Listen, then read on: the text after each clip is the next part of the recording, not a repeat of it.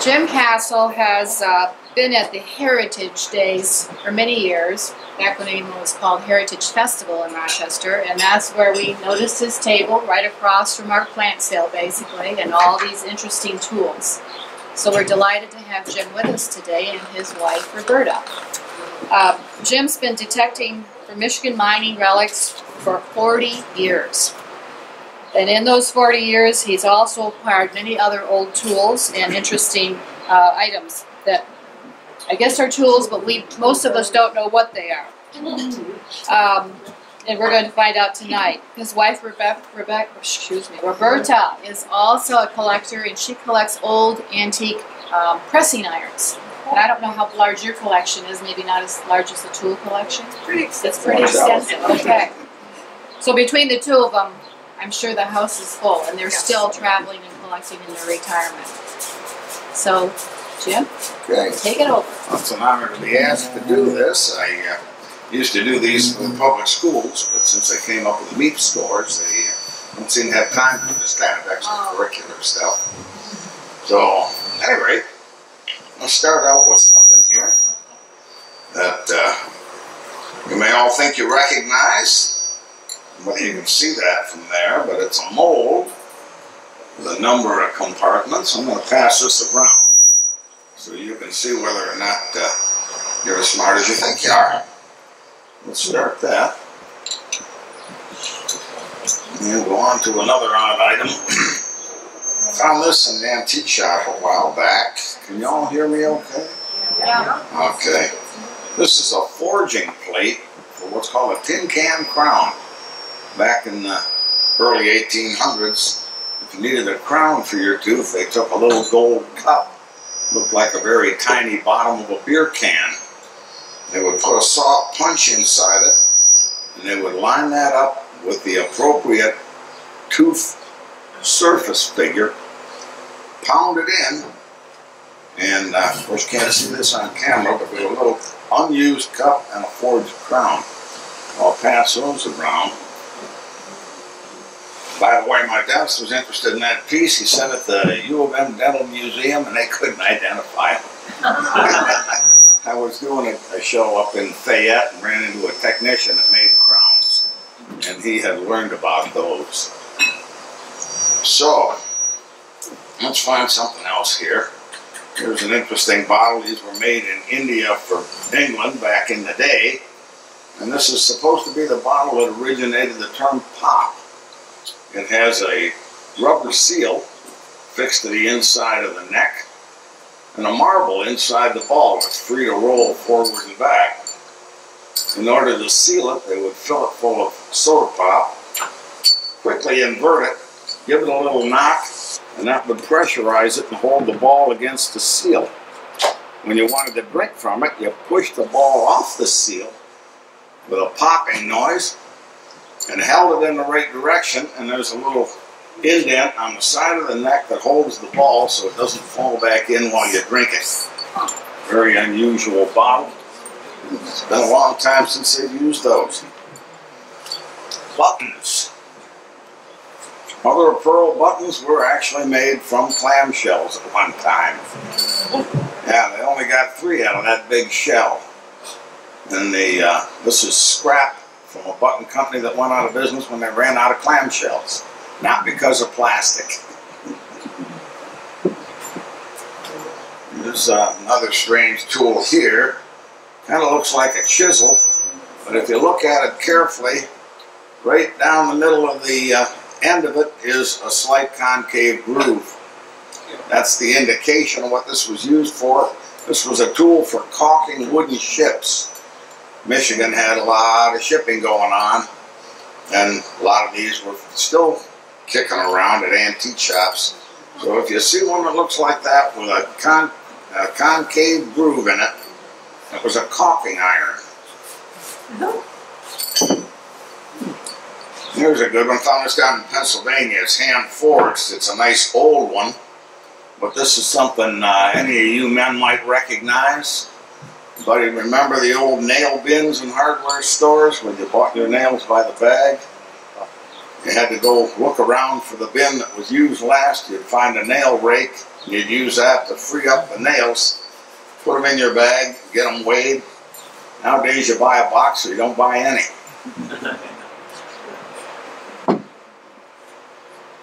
Little Cooper's tool here. This is for actually boring, because it has a little worm on the end of it, and then cutting the bunghole in a barrel. Barrels were the way to ship things back in the day, back when men were men and so were women. The reason barrels were good, they seem inconvenient nowadays. We use boxes, they all stack together nice, take up all the space. But barrels, back in the day when they didn't have fork trucks, could be laid on their side and rolled up to the ship. Then they'd take what they call barrel hooks, grab either end of the barrel, and pick it up and put it in the hold of the ship where they'd roll it wherever it was going and tip it back up.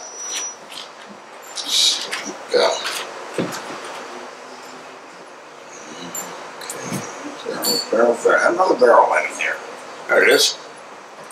This is a plane for a cooper to use to smooth up the inside of the top and bottom of the barrel.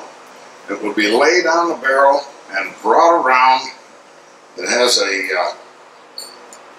a cutting edge, curved, and that sticks out of the end of this thing just far enough to shave off a little wood at a time. Remember, you're cutting a fairly wide piece of wood, and they could bring that around until they smoothed up the inside of the barrel. Then they went to another type of plane to cut the groove for the top of the barrel.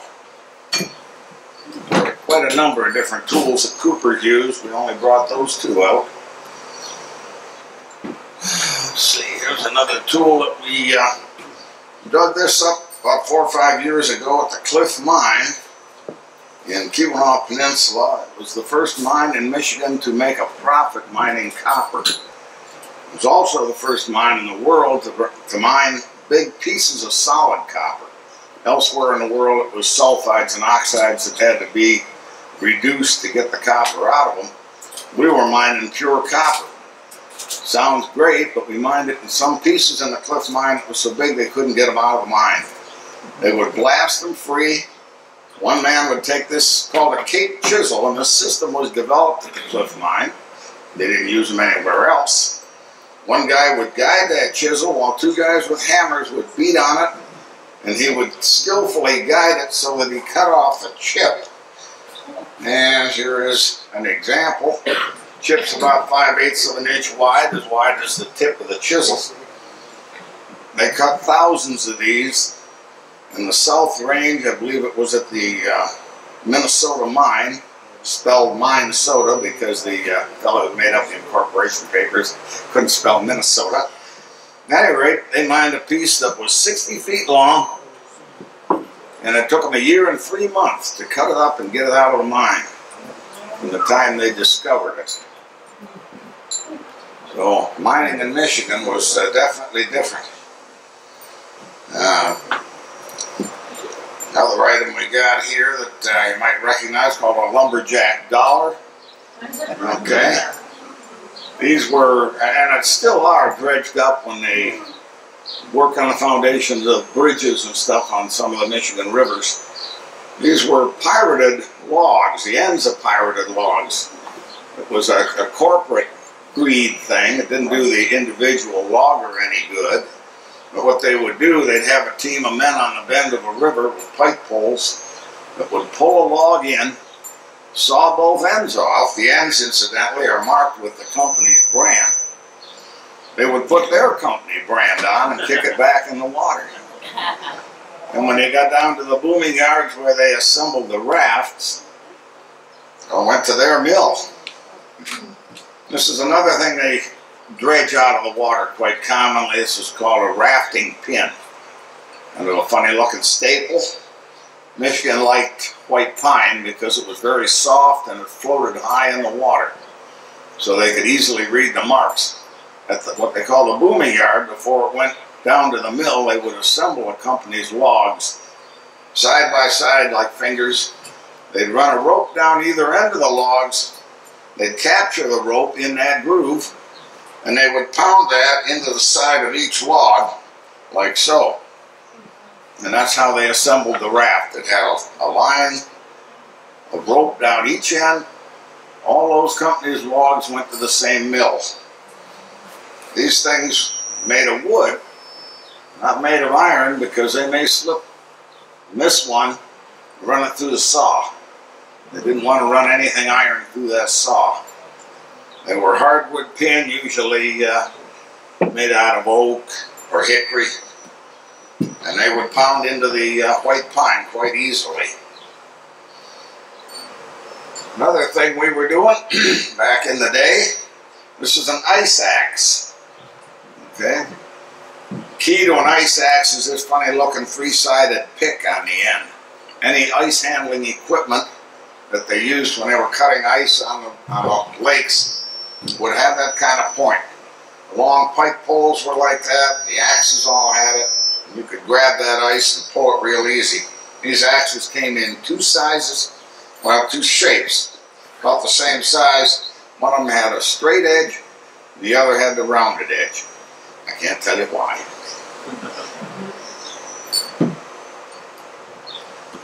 Okay, here's another little logging item. This one is called a picaroon. And picaroons were used in, I believe it was the spring. They cut cedar for railroad ties at the right time of year because they could cut the bark off them, and they would sell the bark to the tanneries. They made tannic acid out of the bark. So that was a byproduct that they could sell. If it was done at the right time of year, cedar logs, they all went to the railroads, and to handle them, they used these little picaroons. The blade is not used, just the pick end. The reason this one has a blade is the blacksmith got clever and cut an old used double-bitted axe right down the middle and made two of them to pass that around.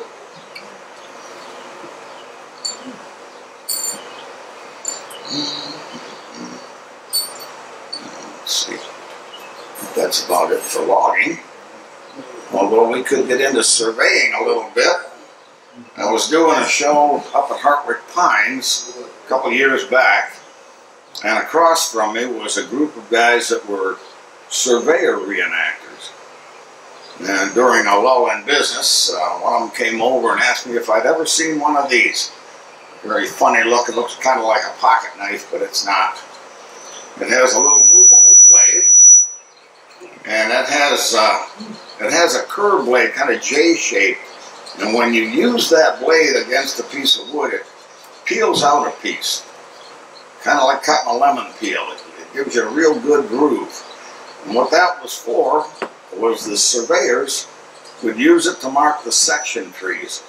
When they came to a section corner, they would take the nearest big tree, cut the bark off it, have a little oval window, and they would cut the section numbers and any information they needed on that tree. And that became the witness tree for that section corner. They would use this little movable blade for making their straight marks, 7s and 1s and that sort of thing. Then they'd fold it out of the way, and this is a fixed point, and this is another J-shaped blade. And they could then stick the point into the tree and curve it, and they could cut circles, 3s, 8s, 0s. They were all cut with that blade. Strange little tool called a race knife. Pass that one.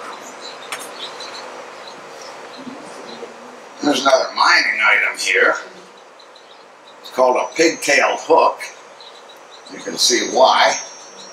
Kind of a clever idea. They take a rope with a loop in it, put the whole loop through here around this part, and then you've got a hold of it, and it hangs from the end of the rope. And if you had a bucket or something like that, we'll use this for an example, you could fit that on and give it a little twist, and you had a safety hook that wouldn't let go. It had to be uncocked to get it off. Pigtail hook. And the other item I've got here, might as well do that right now. I found that propping up a window in an antique shop in Pennsylvania. And I knew that it was a napping hammer for making gun flints. I'd seen them in books before. I asked the guy, what are you doing with a napping hammer? And he says, oh, that. He says, back in the 30s when they were putting people to work, they would line up a whole string of guys across a new roadbed. And they would have these guys walk the roadbed, and if they found a piece of gravel, this is before they put the blacktop down, a piece of gravel fist size or bigger, it was their job to pick it up, smack it with a hammer, and throw it back down. That's what they did all day. I found 2 more of these in Kentucky a couple of years ago. So evidently it was a popular tool. Okay, here's another one, old term for druggists, sometimes called pill rollers. This is the pill roller tool. If you've never seen one, it has a series of grooves in it. Came with a mating piece, had the same series of grooves in it. The druggist would compound his medication in a clay-like substance. They put a binder in, so it was like modeling clay. And when you used to roll a snake out of clay, they would do the same thing by rolling that compound between 2 boards until they got that snake the right diameter. Then they lay it across the bottom board. This piece goes on top. They would push down and pull across, and it cut it into all the different pills. In this case, fairly small ones. Here's another tool. You may have seen these before. This was called a traveler. And it was the really the tape measure of the day. Travelers were used by blacksmiths or anybody that had to measure things. And incidentally, they still use them today. You'll see them sometimes in road construction, where they're measuring a distance. They'll have a bicycle wheel with a little pedometer attached to it. You set it down and you roll it. It has a starting mark on it. You'd start there, you'd count the revolutions, you'd know how far you'd gone. I picked this up at an antique arms show. Not sure what it was doing there, but I liked it. It's a very old scissors.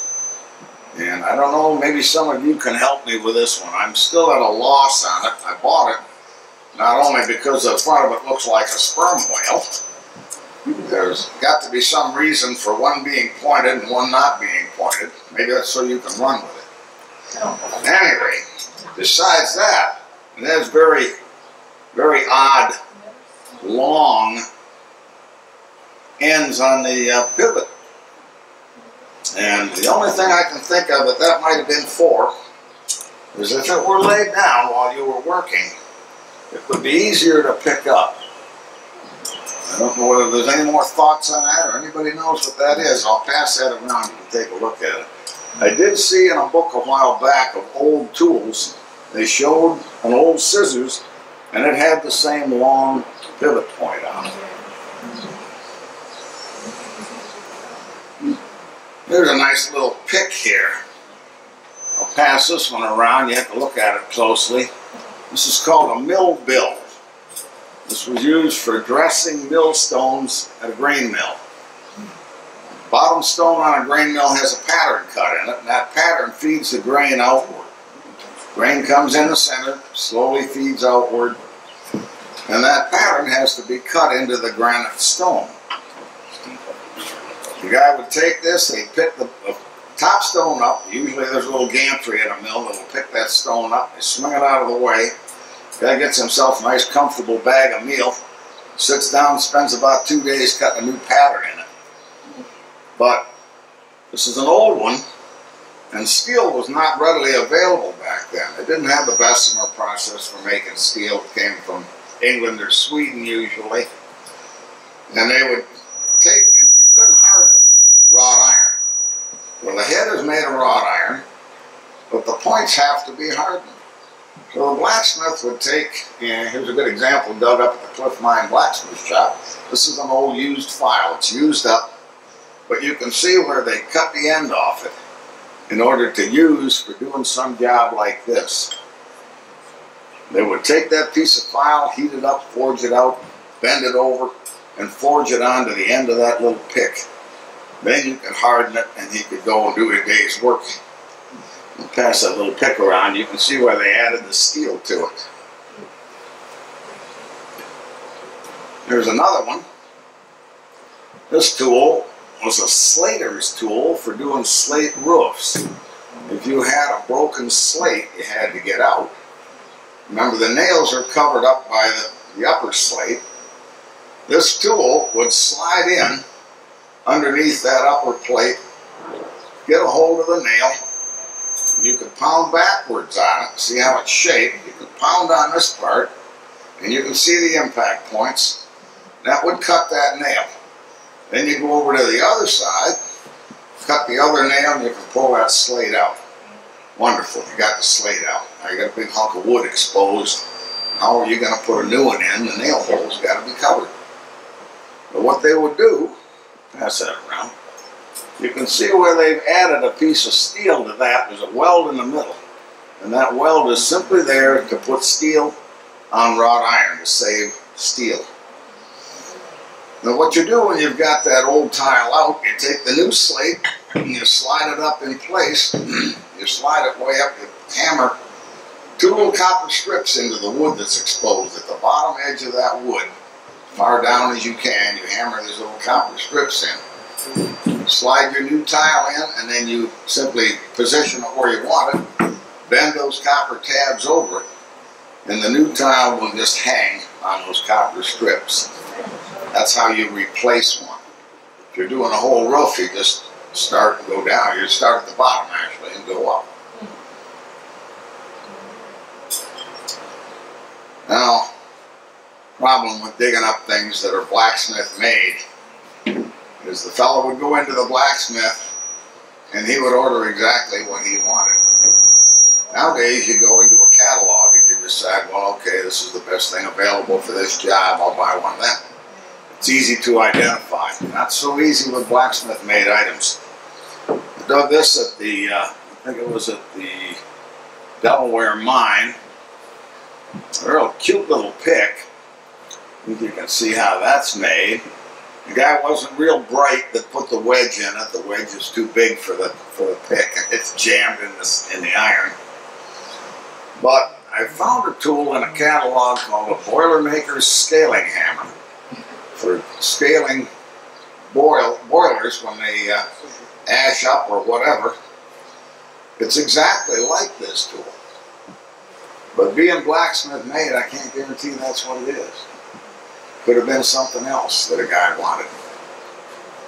Pass that around, that's a cute one. Okay, we're all interested in farm equipment and that sort of thing. You might recognize that, you might not.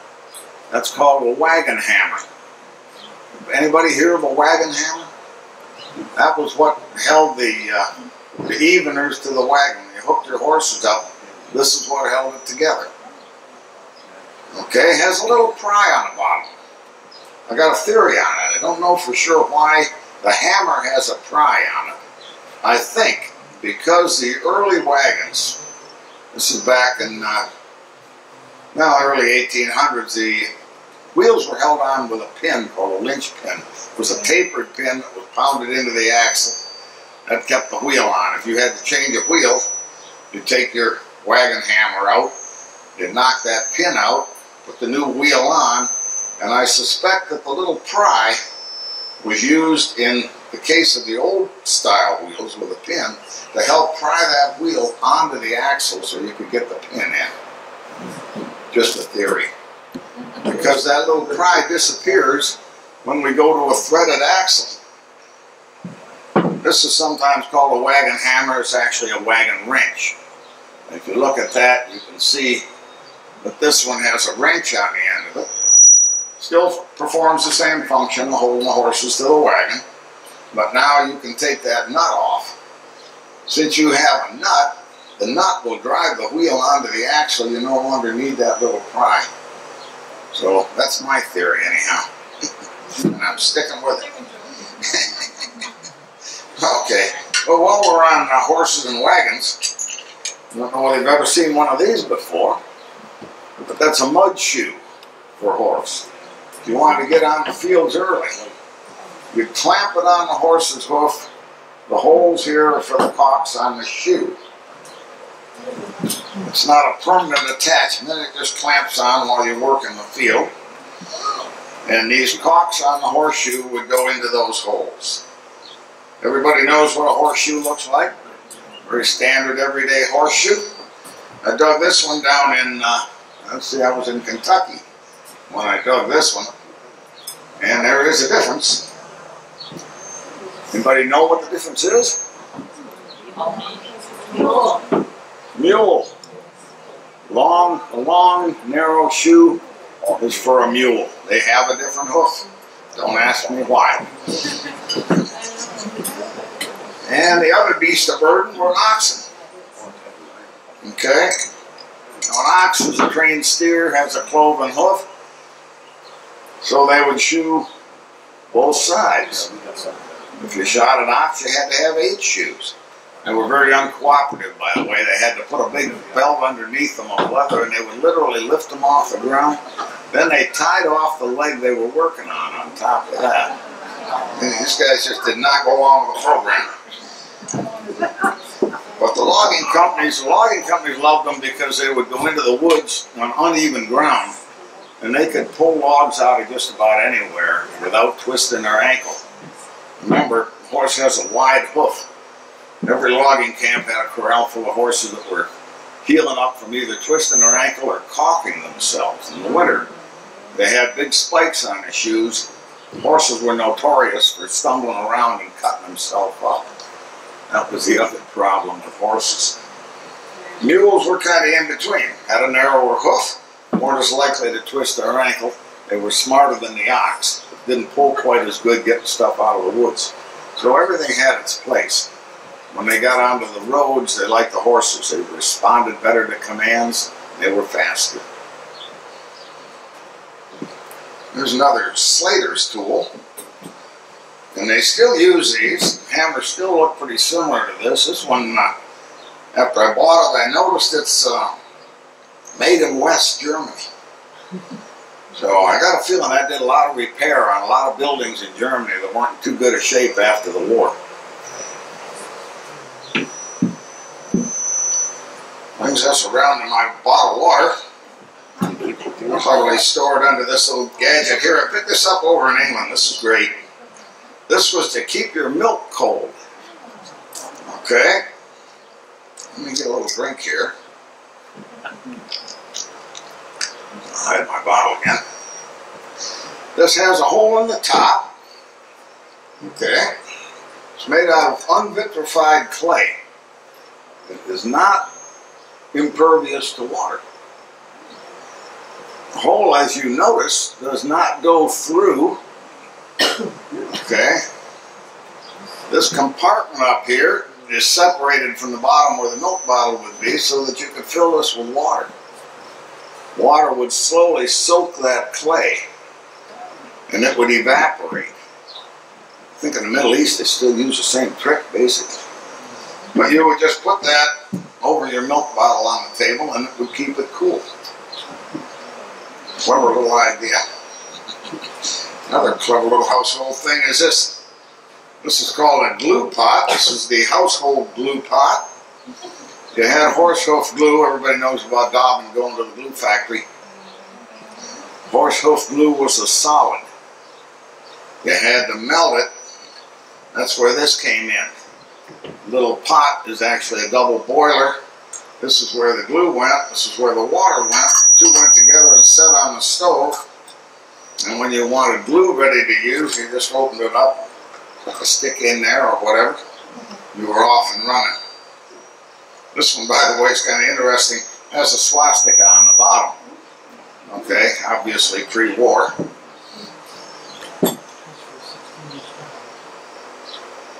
Here's a favorite. I like the Canary. Canary story's cool. English coal miners used canaries. They would take them down with them because they were very susceptible to gas. Canaries sing all the time, so you can be working away and you're constantly listening to this canary making noise. Well, if you notice the canary not making any noise, then you better take a look at him. If he's gone belly up, you grab the little guy and you beat feet out of the mine. Okay? But this is your canary. This guy saved your life. You don't want to let him go, so you recycle him. They take a rag and they throw it over the cage and they carry a little bottle of compressed pure oxygen. And they flood that. Bring them back. Hopefully. Hopefully. There's another item. I was in the Indian relics for a while. And I was hunting relics up in Canada near Port Franks. And the fellow that I was hunting with, the old Belgian guy, he had hundreds of these stones. I'll pass this around. Just a unobtrusive quartzite pebble that he picked up on a river. But you can see where they broke two notches in it on opposite sides. These things are found in onion and carrot fields that were brought into service by the Dutch that settled that area. Leamington, Port Pelee, that area was settled by the Dutch. Inventive guys, they diked it all off, and they got a lot of Lake Erie for farmland. Well, Lake Erie, of course, has been around for a while. The bottom of Lake Erie, instead of being rocks, is sediment, silt. Well, you got this nice, rich, black dirt, and if you go into that area, you'll see what I mean. Those are the biggest carrots I ever saw. So he'd walk those fields and look for stones, and just about every stone you find in those fields is going to be an Indian net weight.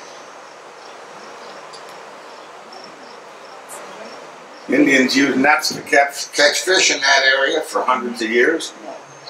And that's why you only find net weights. There are no other stones there to speak of. Now, I should have opened these up earlier. It will take a second to do it.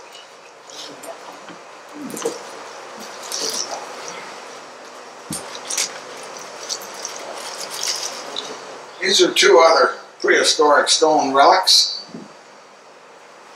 If you can see them, one's a little bigger than the other, but they are the same item. They're thick, they're teardrop shaped. One of them's 2,000 to 3,000 years old from Morocco. The other one probably 200 or 300 years old from Hart County, Kentucky. Now these guys obviously weren't comparing notes, but they all, just about every culture, came up with the same universal tool. This is the Swiss Army knife of the Paleolithic era, called a hand axe. And everybody used them. For some reason, that was just the handiest thing in the world.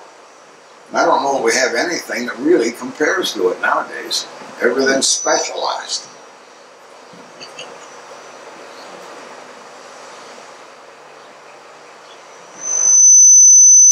Okay, let's see. Back in the Icebox era, you had this handy little kitchen tool. The lady's friend. Iceboxes. My mother hated them. At any rate, if you pick up on this little handle, you can see how the point of that moves in against the other point. This distance between points shortens up, grips the block of ice, and you can just lay it on there and pick it right up one-handed. Clever little tool. Not much use for it nowadays. The little hammer here, it's a favorite of mine. It's just called a Yankee snow knocker. Okay, this tool was used by teamsters when they were logging in the winter. The snow would build up in the horse's hoof. You get a big snowball in there. You get enough snow in there, the horse is going to go lame. Teamster notices that little clip. You always see a clip on these things. That little clip would be hanging this thing from the harness somewhere. He would undo it, lift the horse's leg up, he would chip that snowball out of that hoof. If there were any nails loosening up, he'd be looking for that at the same time, he had a hammer that he could tighten the nails up with and re-clinch them. Called a Yankee snow knocker. Down south they don't have snow. Let's see, here's a nautical item for you. Probably nobody knows what the stud was for in anchor chain. You all see that? This bridge in the anchor chain. Anybody got any ideas what that was for? It was to keep the chain apart. That's one reason. Very good. Here's another reason. If you were in a storm and you dropped your anchor to keep from going ashore, that chain will stretch before it breaks. If it stretches and doesn't break, it can tighten up on itself. And they can't get it back into the chain locker. That also keeps it from tightening up. But you're right about the main reason. It kept the links at opposite ends, so when they dropped the anchor, that chain would snap straight and go out the house pipe without pulling the links sideways. Only used on anchor chain. If you see it on a drag line, the guy bought some cheap anchor chain. Okay. Here, if there's any Western fans, watched too many Western movies back in the early 60s. Set of Western, these are Western American stirrups, these aren't Mexican. Mexicans had the bigger rowel. The rowel is the little wheel in the back. And if you look at Civil War spurs, they have little tiny rowels, only about 5/8 of an inch around. But these are typical Western spurs, nothing fancy about them except when the guy went into town. When you went into town, you wanted spurs that jingle, jangle, jingle, don't you? Okay, well they actually had appendages you could put on your spurs that would make them make noise. They're called jingle bobs. They're very seldom seen. I was down at the Buffalo Bill Cody Museum in Cody, Wyoming, and they had one pair. So I'll pass these around, you can see what jingle bobs look like. Okay. What's that? Oh yeah. Okay, a little tiny thing here. This is a hand-forged nail. Quite old, came from one of the mining camps. And if you've ever heard the term deader than a doornail, the term comes from if a cabin burned, or they burned it on purpose, they would salvage all the metal fittings. Any hinges or anything like that that could be salvaged would be, except the doornails. The doornails, when you make a door, if you ever look, you pound it through two boards. The boards cross, nails go all the way through, they're bent around and pounded back in on themselves. They make a real staple. That little guy is a dead doornail.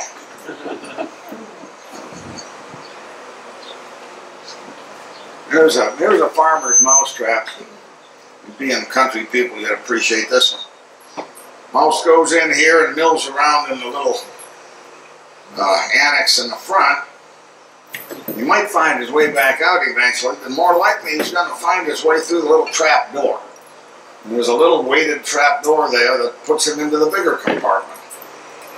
The reason this thing is made the way it is, you can catch a lot of mice in one trap without having to reset it. Get the mice out, just open the front. If you don't like your neighbor, you can take them next door.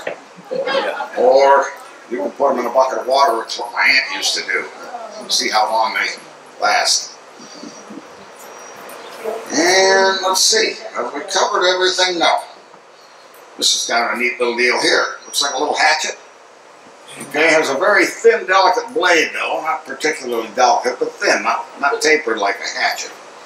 And has a little impact point on the back of it. And that is a rope cutter. If you're a sailor or a rope maker or somebody that used a lot of rope, cut rope commonly, you want to sit there sawing away at that rope with a dull knife. They put it on a stump or some wooden impact area, hit the back of it with a hammer and cut through it in one shot. Very quick way to cut heavy rope. Pass that around. Yeah, that leads us to this cute little thing. Looks like a bomb, it is a bomb. This is the anniversary of World War I, so gotta have something to represent the boys. This was a French pneumatic mortar shell. It wasn't fired with gunpowder. It was filled with explosive, but it was fired with compressed air. Reason for that being it didn't make any noise. Poor Germans trying to get some sleep over there. You got nothing better to do. You load up a couple of these things, off they go.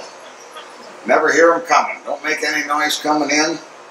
And carries about as much explosive as a hand grenade.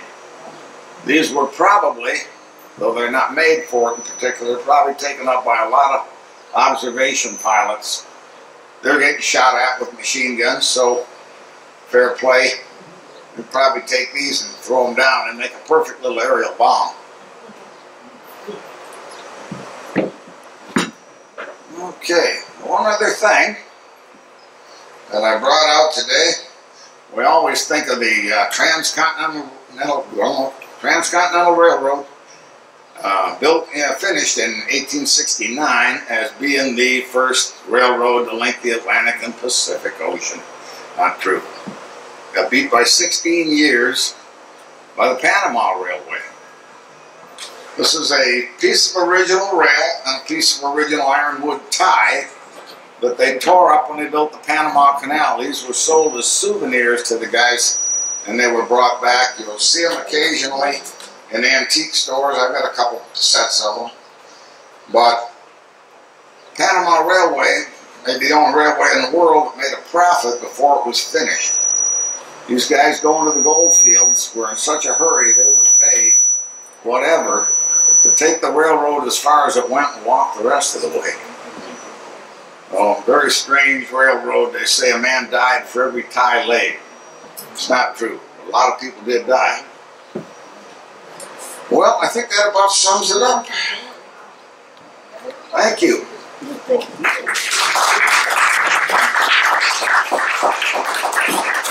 I have a few moments for Questions and answers, yeah. And I have a question, and this starts with Bill and Tom. Is there anything in this barn that we don't know what it is? Because here's the guy that maybe does. Maybe. Maybe not. I see one thing right behind you on the ledge, to the left of the window. It looks like a tiered cake. Yeah, the round bit. I don't know This what here? that thing is. That's a multi-speed pulley. Okay. If you wanted the low speed, if this was the drive pulley, you'd hook up to that for low speed, higher, higher, and higher. Okay? It has a crown to it. Might not notice it, but these pulleys were crowned so that the belt would hunt for center automatically. That's why the belt doesn't fall off on these things. Any other questions? What about the one above the window? This lady with the flower. Oh, what about the window? No. You have to see that. Take a closer look at that. Apple picker. Is that what that is? A fruit picker? Yeah, it's wider in the front there. Okay. Go up underneath the You apple. could get on it and catch it and pull it down. That makes sense. Until something better comes along, we'll go with that. Sounds reasonable. I don't know. Another question? Yes. I have a question. Does the average worker buy his own tools, or are they for his use from his employer? If he was employed, it was probably provided by the employer for which he was responsible. For instance, all mining tools. We put Cornwall out of business in the copper mining. Their mines were old. They had sulfide and oxide mines. They had to pay for refining. We were cutting pure copper. They all came over here along with their pasties. Okay? Well, we also brought their system of tool dispersal. And the mining companies would issue the tools. These different teams would bid against each other to remove so many fathom of rock. Whoever won the bid was issued the tools, and the tools were weighed at the time of issue. Points of drills typically broke off. If they weren't heat treated right, they'd break off. They'd lose them. At the end of the contract, they returned all the tools, and they were charged by weight for whatever was missing. also these grills and stuff spalled off badly and had to be recut. Very dangerous. These things would put people's eyes out. Calumet and Heckler was the biggest mining company up there, and they were quite paternalistic. They didn't give you safety glasses, but they had a broom factory you could work in if you were blind. Very nice.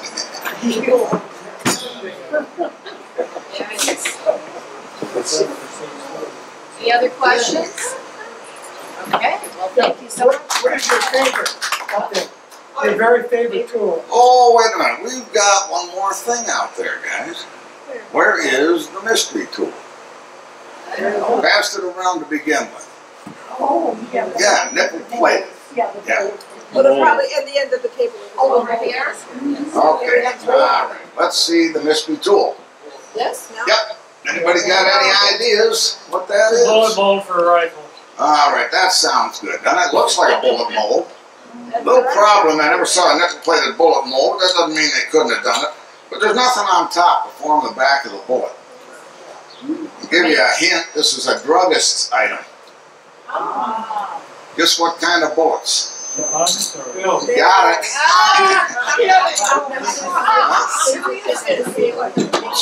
My favorite thing on the table? Yep. Oh my God. What's my favorite thing on the table be? Well, probably the World War I, because I'm also a military collector. But I would never give this up. I get more interest in this goofy tooth forging plate. You ought to take a look at this one when you come up. That's a strange gadget there. That had all the dentists going. And personally, for tools I've dug, would be that Cape Chisel. I've been digging mining stuff for a long time, and that's a very premium item from the Cliff Mine, which was the first mine to use them, and the first mine in the world to need them. Okay? Up in the upper? In the Keweenaw County.